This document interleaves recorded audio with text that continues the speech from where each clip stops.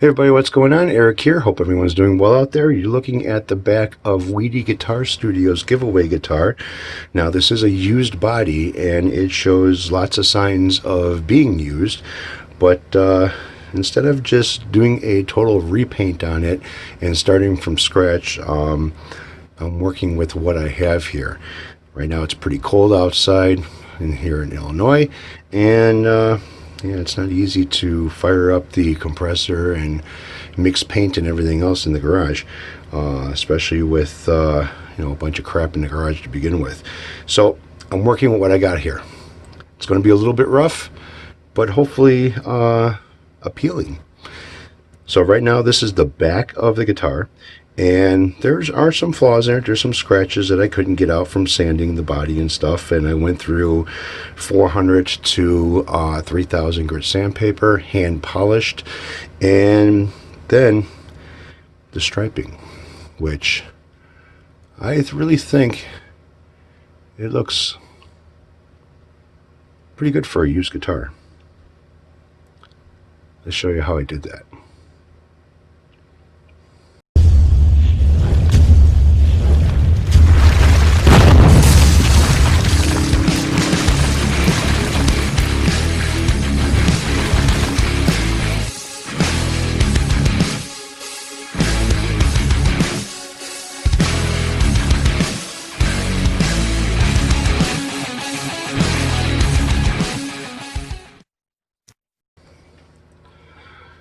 Alright, so here's the front of the guitar.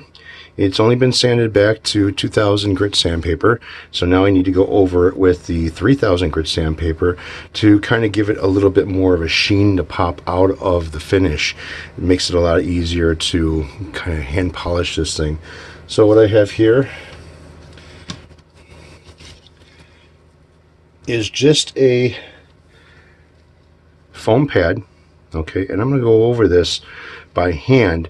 Now when you're doing sanding, okay, the thing you don't want to do is you don't want to go like this with the sandpaper. All right, you want to go like this. Reason being is if you go like this, well, your fingers are putting indentations into the sandpaper and you're going to have waves. Okay, so if you go side to side or a circular motion, it kind of helps out with not having a wavy finish towards the end. So what I want to do is just give this thing a pretty good scuff, just to kind of bring out some of the sheen in the finish.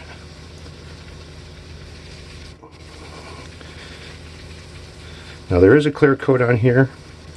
It's fairly thin, so I don't want to go through it. I thought this thing would have like a monster coat of clear on it, and it really didn't. So basically what I'm sanding back is sanding back the clear.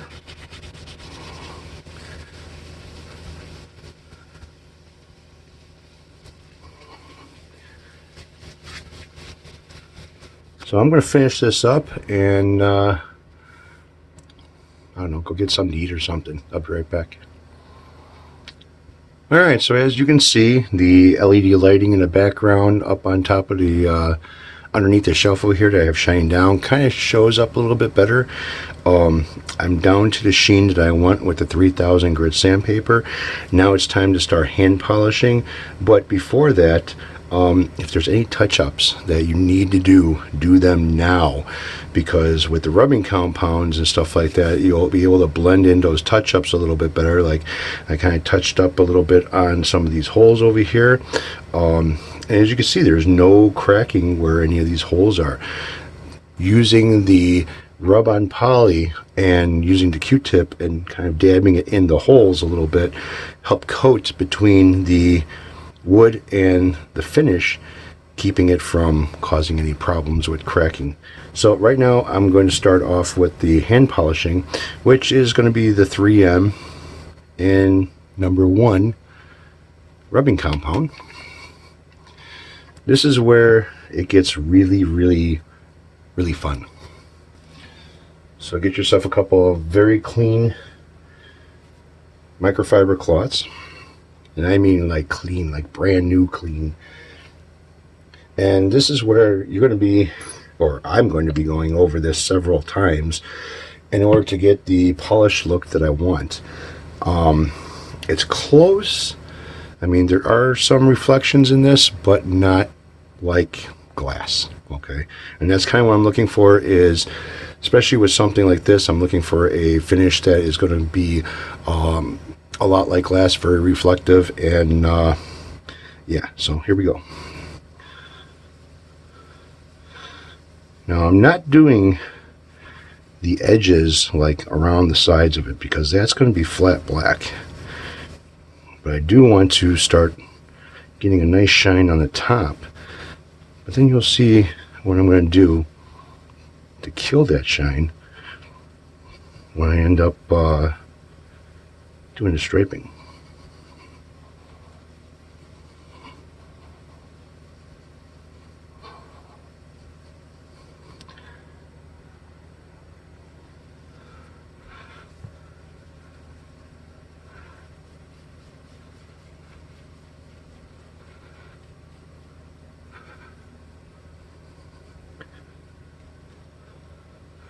So as you can see, there's a difference here compared to there is over here. I haven't wiped anything over here, so it's not, nothing's coming off. This has been polished a little bit.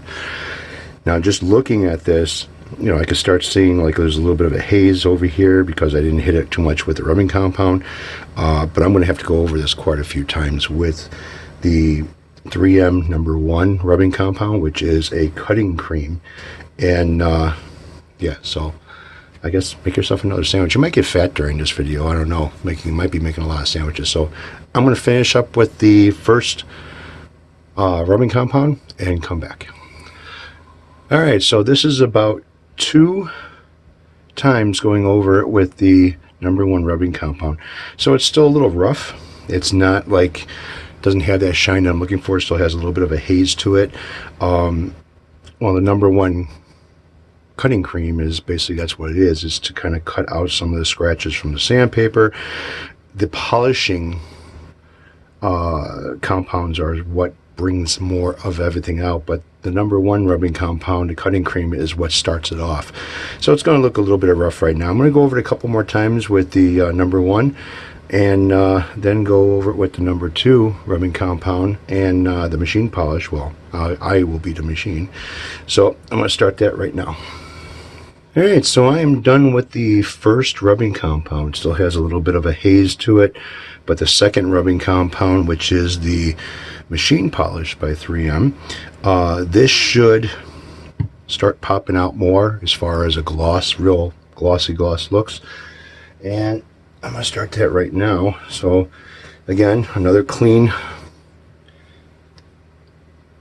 microfiber rag, and a lot more elbow grease.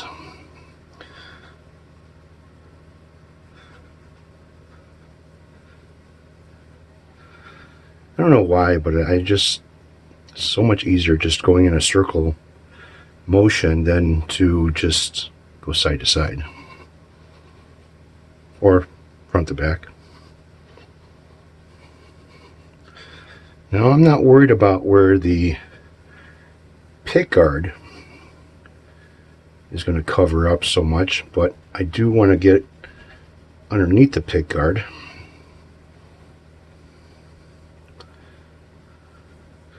and as close to all the openings as possible.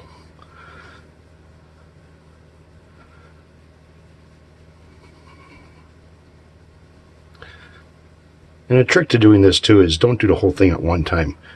Do, you know, an area here, an area there.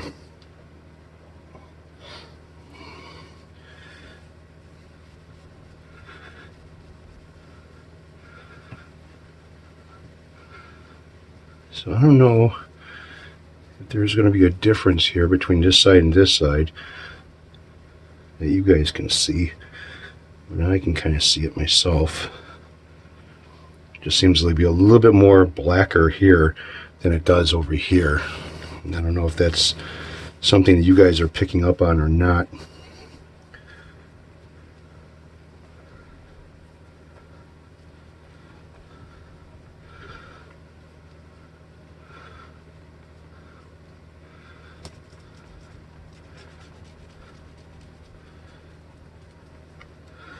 Alright, so a couple more times with the number 2 polish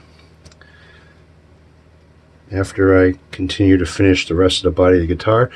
But this is starting to come out more than this side is, so I don't know if you can really see that. So if I change the light, here's the LEDs that's on the above the counter, and here's the side where I just polished. I don't know if you can tell a difference or not. I could see it. Don't know if the camera's picking it up though. So I'm going to go ahead and finish up the rest of this body, go over this probably another 2 or 3 more times with the number 2 rubbing compound, which is the machine polish. And yeah, oh yeah, I'm smoking at the same time I'm doing this. Nothing I'm using is flammable, so that works out pretty good. So I'll be back again.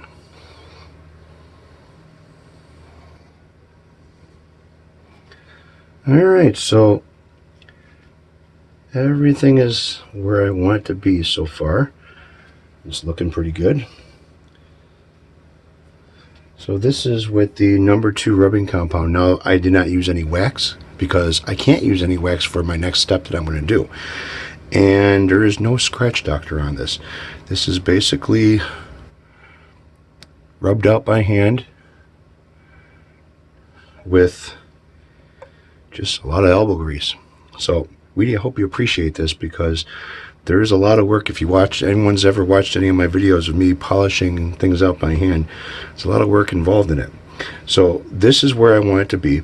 I don't care about what the pick guard is going to cover, so I'm not really concerned about that. So that's why it's not polished all the way in the middle. It wasn't polished in the middle anyways. But I did overlap quite a bit to where, you know, everything is going to be fine when I put the pick guard on there. Now it's the next step.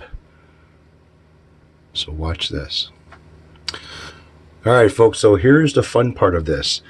I am out of pinstriping tape. That's why I didn't use any of the pinstriping tape on the back of the guitar when I started doing this. And this is the reason why you cannot wax the body after you polished it, because masking tape is not going to stick if you do. So the design, what am I going to do? Well, I don't want to mimic what I did on the back. I want it to be different but the same. So I'm still going to do the striping. It's just not going to be matched like the back is. So what I'm going to do is, I've got green masking tape. This stuff works out pretty good. The blue masking tape is not bad, but for after I get everything masked off and then go to the next step that I have to do to complete this, the blue masking tape wants to lift a little bit. So start with the roll that's almost empty, and let's get down to it. So the fun part of this is making it straight. I got a piece of hair right here. That ain't my hair. My hair ain't that long. So what I want to do is pick a spot, make sure there's no dust on there, and kind of start, you know, maybe right there, even with the line from the, that is with the armrest. And then one with the armrest.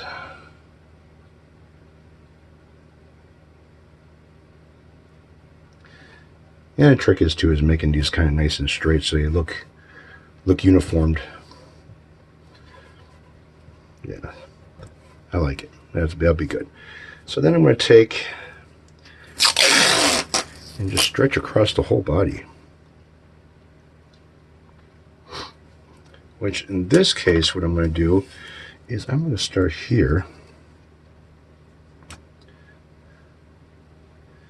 and kind of work my way with this. So I'm going to put that right there. I'm not going to overlap the top over there.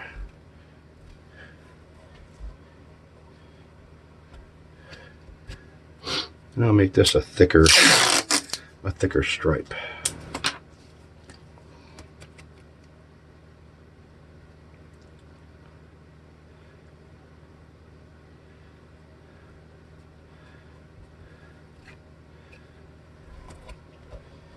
Just like that.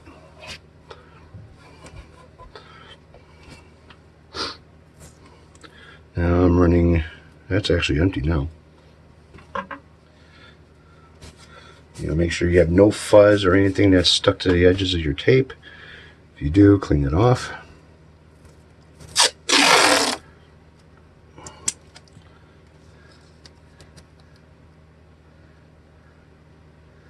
Put a thinner line right here. Carry that one all the way into the other one.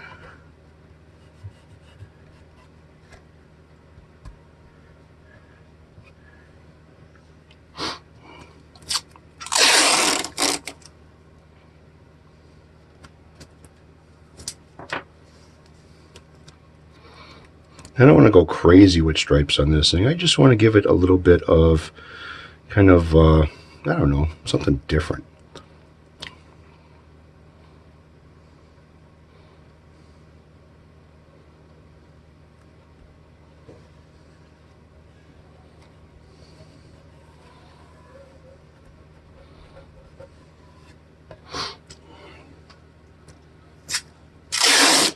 Like this, a double.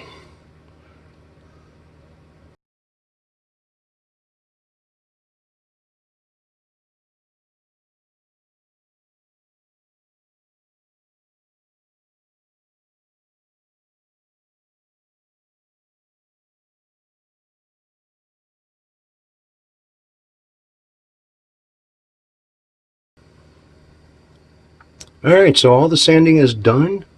Time to peel off all the tape and see how it turned out. So here we go.